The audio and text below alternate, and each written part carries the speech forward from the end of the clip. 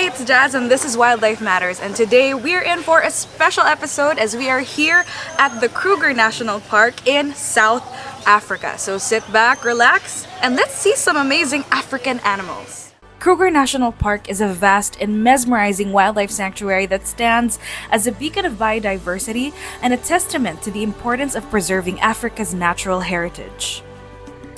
It boasts an exceptional array of wildlife species, making it one of the most sought-after safari destinations on the planet.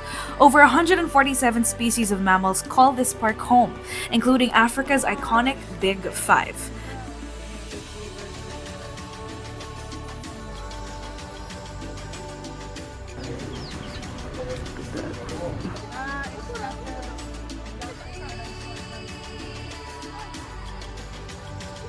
Here in the Kruger National Park, you can see so many wild animals in their natural habitat, just as they should be. You're going to be able to experience what it's like to see them naturally interacting with one another and just being who they are. And right behind me is a vervet monkey, one of the very common monkey species they have here in Africa. And they're just running around the area. Check it out. Hello, little buddy. Growing up, it was only on TV when I got to see animals like warthogs, rhinos, hippos, and elephants in their natural surroundings. And even though I've seen these animals in zoos before, this is the first time that I've seen them face to face and in the wild. Imagine my awe when I first laid eyes on the majestic African elephant, crossing the road as if we weren't even there. Or the rush of excitement as I tried to capture the sight of my first wild mongoose. As you can see, the Kruger National Park is very well taken care of. The government is really investing in a lot of ways to make sure that this place is not just protected well, but also is appealing to everyone who wants to visit and experience Africa's wildlife. So this is where we're staying. We're currently staying at the Lower Sabi camp. And as you can see, there's a restaurant, there's a souvenir shop, and they have cabins and places where you can go camping, and you're still beside the wild habitats. Okay, so we just came from the Lower Sabi camp and now we are going to the Satara camp. Some of the rare species you can find here are the sable, eland, nyala, black and white rhino, and wild dog. So those are some that we are hoping to see today. Also, check out all these cool books we were able to find in the souvenir shop. So the cool thing about Kruger National Park is they have all these educational materials so that you come in prepared. You can buy these checklists of animals that you will find here so that when you've spotted those animals, you can tick them off here. Look at that. And they also have some really cool books. Like for example, I got the Beat Around the Bush book, which is a famous animal book. People say it's one of the best, so I made sure to get that. And we also got this, Mammals of Kruger, snakes, other reptiles, and amphibians in East Africa. Of course, I have to make sure to get this. Yeah. Throughout our 10-day trip, I saw things I had only seen in wildlife documentaries. Until now. Left and right, just towers of giraffes grazing for food, sounders of warthogs crossing the road, and the rare opportunity to see a pride of lions feasting on wildebeest as vultures patiently await their turn. Such a beautiful sight to see these animals uninterrupted by humans till they've filled up their bellies enough to make you go and say, Hakuna Matata. Yum, yum, yum. For safety reasons, no one is allowed to get down from their cars.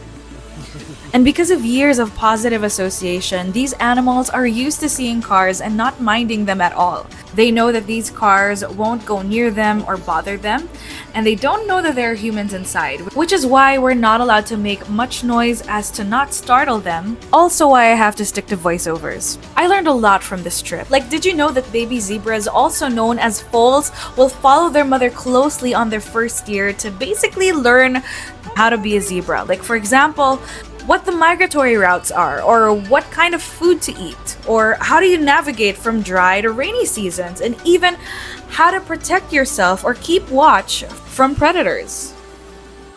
Where there are crocodiles, there are usually hippos, and some might even argue that they have a symbiotic relationship. Because hippos eat a lot, but these crocodiles prey on other animals that might become a hippo's competition for food. And you can only imagine my excitement when I saw so many leopard tortoises. Did you know that they're actually one of the fastest species of tortoises on land? They can definitely surprise you with sudden bursts of speed, especially when they feel like they're in danger. I still can't believe that I was this close to an African elephant. A wild African elephant. I mean, there's just no experience in the world that compares to seeing one up close in the flesh and in the wild. Not confined in an enclosure, just being its natural, majestic self.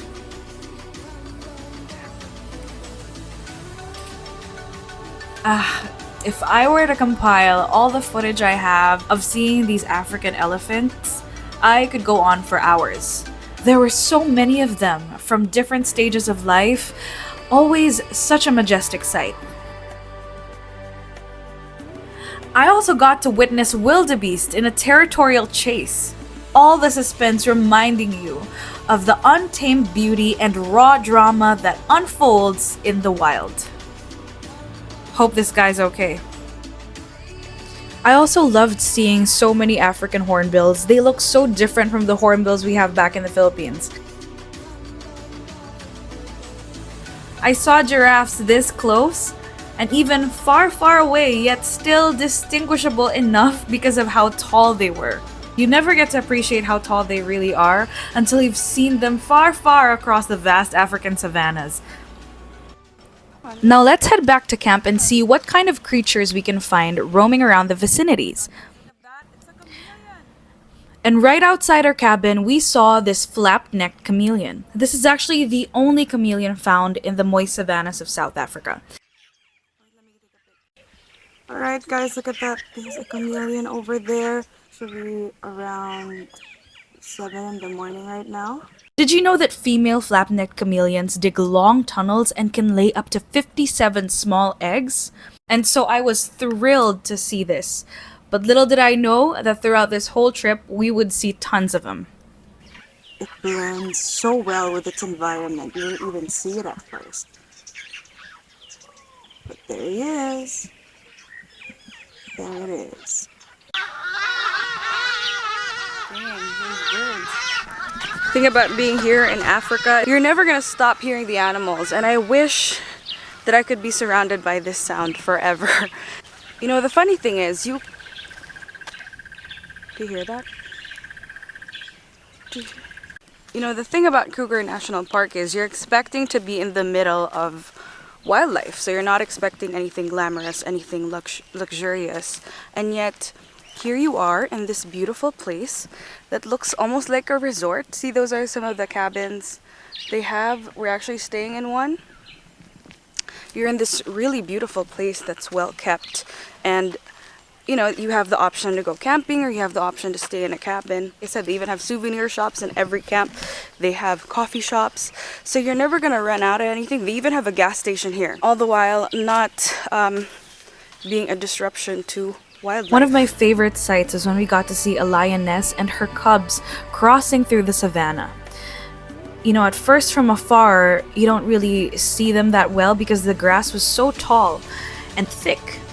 And then eventually they start coming closer as if you're not even there. And this was such an amazing experience, like right out of a documentary.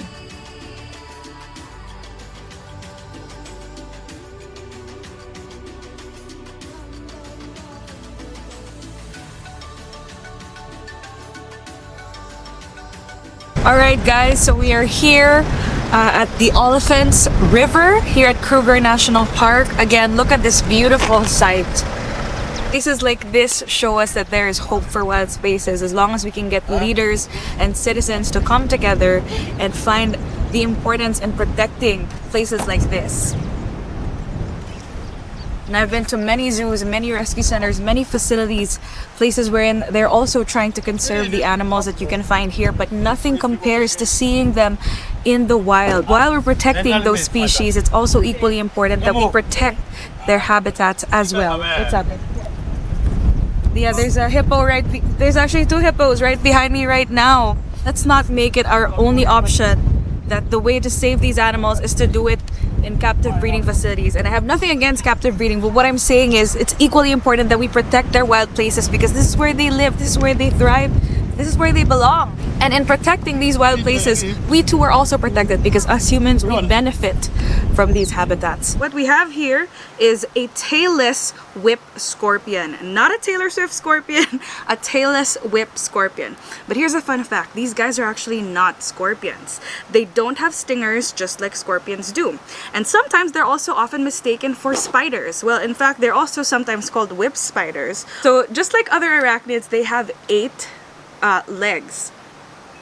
But the thing about these guys is they only use 6 of them.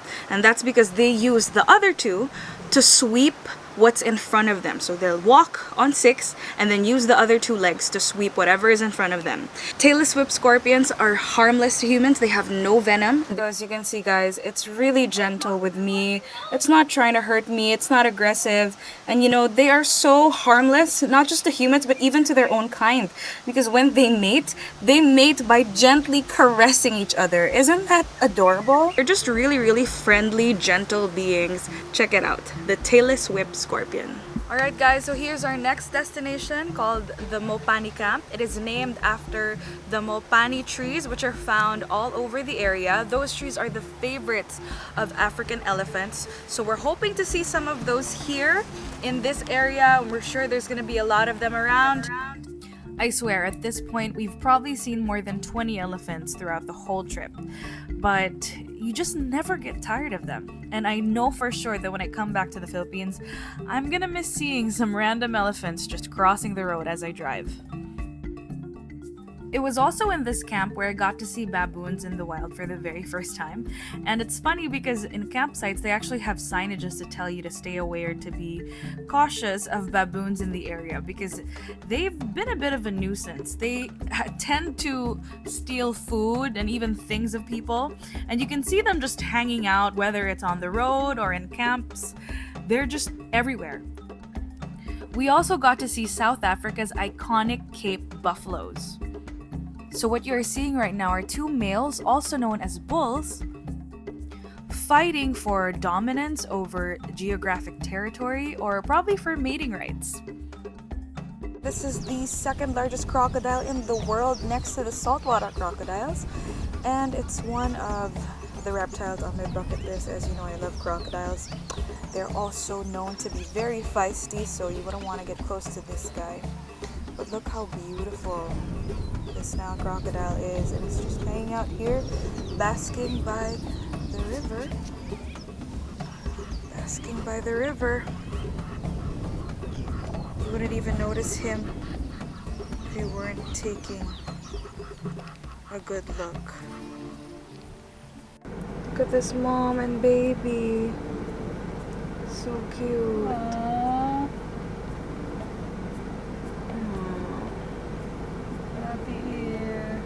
Eating. Wait a second. Oh, it's hiding now when it saw us. Oh man, it's okay. Come on, move. Hey. Cute.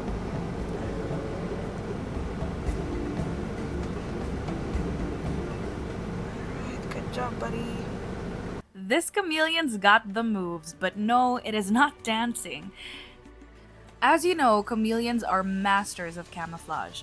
Not only when it comes to physical appearance, but even with the way that they move.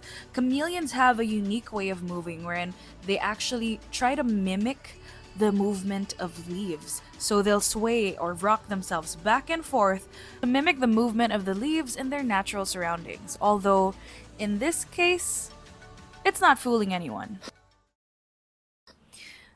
Now here we are at my favorite part of the trip. This is where we got to experience seeing African wild dogs.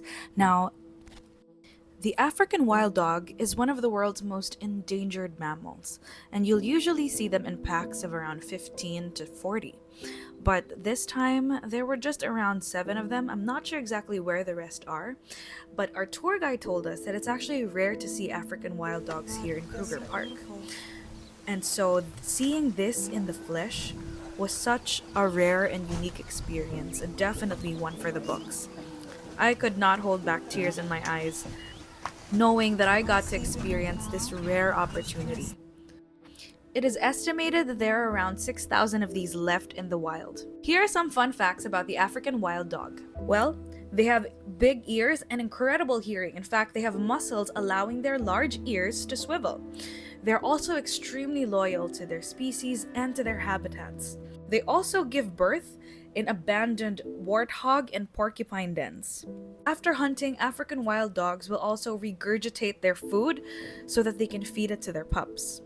Humans are one of the biggest threats African wild dogs face today, not just because of habitat loss, but also because throughout their range, these dogs are shot and poisoned by farmers who blame them for killing their livestock. We're the ones taking their homes, and it's time we start paying attention to the impact of our selfishness on innocent animals like them. When I got to the next camp, I was so thrilled to find not one, but actually I believe 8 rainbow skinks, all on the same rocks. I mean, rocks are their natural environment, but I just didn't expect to see so many of them in the same place. Did you know that dominant males actually fight over territories? It's the females and juveniles that have dark bodies with 3 bluish-white stripes and electric blue tails, while the males have a slightly muted brown color with a bit of a greenish tail. We've had an amazing trip here in Kruger Park, South Africa so far. We've seen so many things, from lions to hyenas, jackals, elephants, giraffes, zebras, so many. And the thing about Africa is they have so many large mammals, which makes it so much more special as compared to when we're looking for animals in the Philippines. So it was great to have such a refreshing experience, something unique from what we're usually used to. And just this morning, we were also able to see a chameleon. So they have lots of unique reptiles as well. I'm so excited to show you guys what other amazing species we can find on this trip.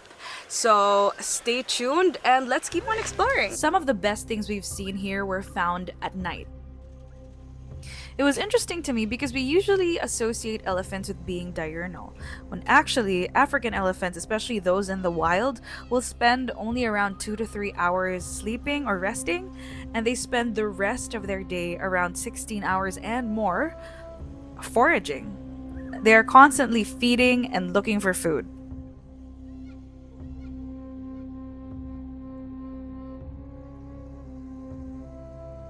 This is the Wehok's eagle owl, or the milky eagle owl, and it's actually the largest owl in Africa. They are also the only owls to have visibly pink eyelids. They can weigh about 7 pounds and have a wingspan that can reach about 5 feet.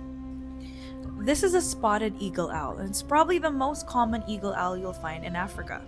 Did you know that these owls pair for life? They are also the smallest out of all the eagle owls. They can grow up to around 45 centimeters and weigh around 700 grams, with a wingspan of only 1 meter. How adorable.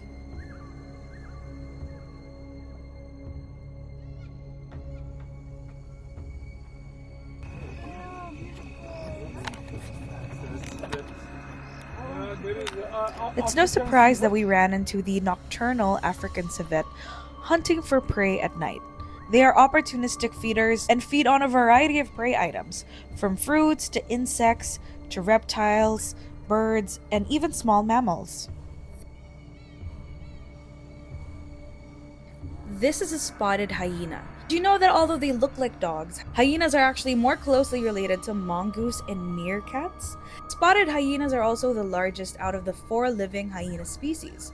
This particular species is also probably the most famous because it's the one that we usually see in movies like Lion King, and they're also known as the laughing hyena because they're very vocal and communicate by making a variety of different sounds. Mostly their famous laugh, which can be heard by other hyenas from 3 miles away. They make various different sounds when they're feeding, when they're greeting each other, and as you can see, hyenas usually hunt alone at night. They are amazing hunters and will easily take down prey items such as wildebeest or antelopes. But they also make great scavengers. Now, this was the closest we ever got to a wild lioness. Now, turn your volumes up. You're about to hear something amazing.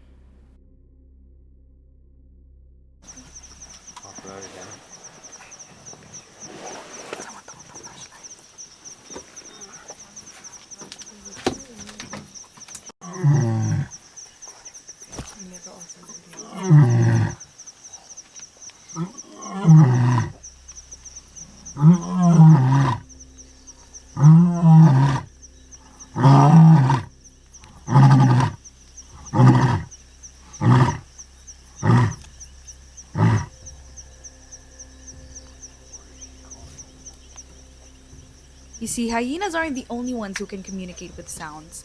Lions also communicate with each other through calls. They'll do these short barks and grunts, which are called friendly calls, to locate other members that they can't see, or to find a mate. And while you were traveling, a huge Nile crocodile just came out of nowhere and crossed the road from one bush to the other. Here it is right now, hiding in plain sight. Before we end this trip, let me show you a few of the things I spotted outside of Kruger National Park. Right now, we are at the Blyde River Canyon. It is the third largest canyon in the whole world. Something very special about this is if you can see the yellow, orange, and gray coloration, that is what you call lichens, which is a cyanobacteria or algae that actually helps nourish this environment by retaining moisture and nutrients that will keep these canyons alive. And there are so many species that live here that every single animal, every single organism here has a very special role in making sure that it stays alive. One of my favorite herps from this whole trip were these flat rock lizards.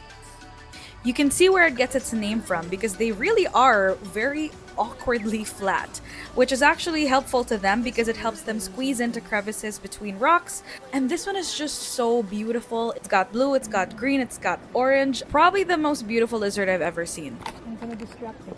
And then we came across this pit stop called the Al Zoo Petroport, which is basically a wildlife reserve that had a lot of the animals that we saw in Kruger Park, like zebras, the Cape buffalo, water bucks, steenbucks, blessbucks, all the bucks. But this time we were able to see animals that we didn't get to see during our visits, such as the ostrich, sable, and my favorite, the white rhino.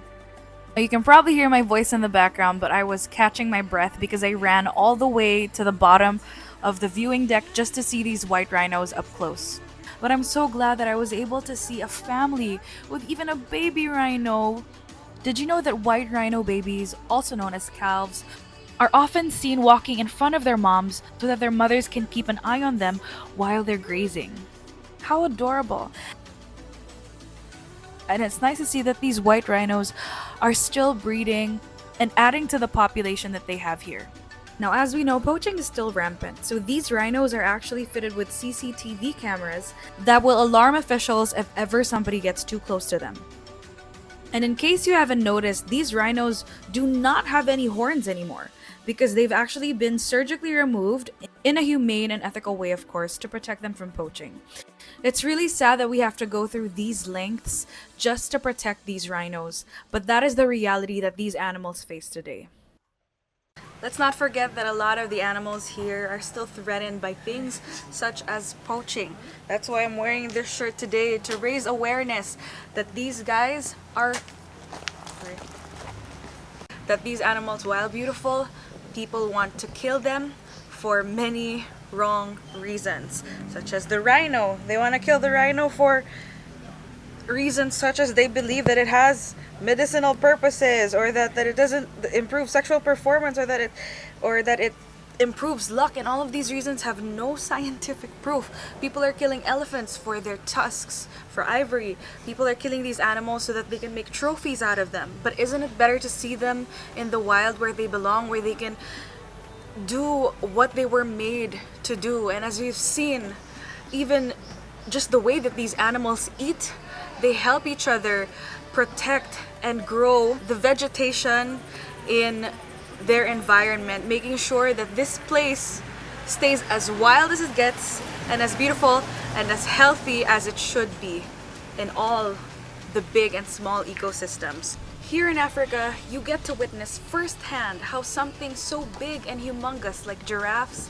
and elephants, and how something so small as a tailless whip scorpion plays such huge and important roles in, as the Lion King says, the circle of life. Places like this show us that there's hope for wild spaces if we can get citizens and leaders to understand why it is important to protect them. Let's not forget that saving species also means saving and protecting the habitats that they belong to, not just for their sake, but for our own sake as well. We all depend on one another because remember, every piece of wildlife matters.